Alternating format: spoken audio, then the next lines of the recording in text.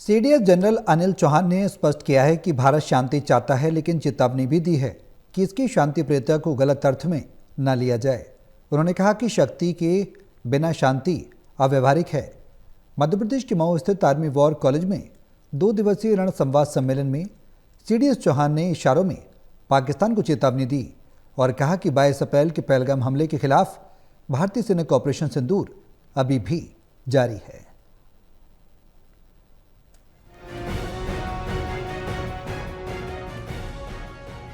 Chief of defence staff general Anil Chauhan ने स्पष्ट किया कि भारत शांति चाहता है, लेकिन चेतावनी भी दी है कि इसकी शांति प्रियता को गलत अर्थ में न लिया जाए।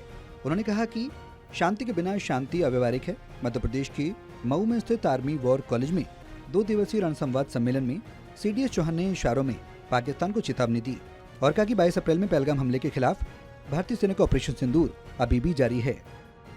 When we talk about future warfare, I think sometimes there is a misapprehension in segments of the media that probably we have all assembled here to discuss about Operation Sindoor.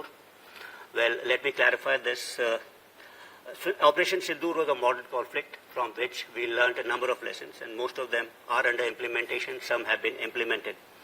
The operation is still on. We are not here to discuss Operation Sindoor. We are here to discuss something beyond Operation Sindoor. CDS general Anil Chauhan का कहना है कि भारत हमेशा से शांति का पक्षधर रहा है। हम शांति प्रिय राष्ट्र हैं, लेकिन इस पर गलतफहमी ना पालें। हम शांतिवादी नहीं रह सकते। उन्होंने कहा, मुझे लगता है कि शांति के बिना शांति अव्यवहारिक है। मैं लैटिन का एक कोट रखना चाहता हूँ, जिसका मतलब है अगर आप शांति चाहते हैं तो युद्ध के लिए तैयार रहें।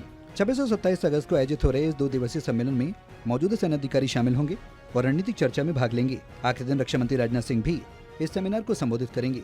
इस दौरान उन्होंने कहा कि भारत और पाकिस्तान के बीच हालिया संघर्ष का जिक्र करते हुए कहा, ऑपरेशन सिंदूर आधुनिक संघर्ष था जिससे हमने काफी सबक सीखे।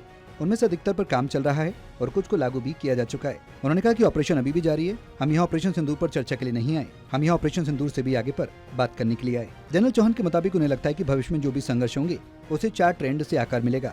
उन्होंने कहा, मुझे उम्मीद है कि ये खास सेमिनार टेक्नोलॉजी के अलावा इस बात की ओर ध्यान खींचेगा कि भविष्य में युद्ध किस तरह के होंगे, उनका बैकग्राउंड क्या होगा। वो बोले, मेरे हिसाब से 4 जरूरी ट्रेंड हैं जो मैं देख रहा हूँ।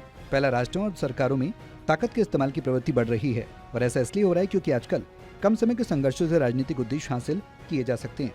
उनके मुताबिक वो दूसरा ट्रेंड ये देख रहे हैं कि युद्ध और शांति के बीच मौजूदा दौर में भेद करना मुश्किल है, जैसे कि पहले की घोषित युद्ध में देखने को मिलता था। उनके हिसाब से तीसरी महत्वपूर्ण बात लोगों की अहमियत है। पहले के युद्धों में क्षेत्र विचारधारा की वजह से लोग और जवानों की कुर्बानियां हुई। चौथा, पहले और अब जीत को समझने के मायने बदल गए।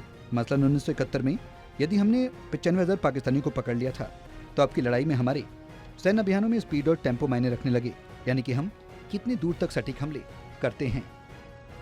National desk, total news.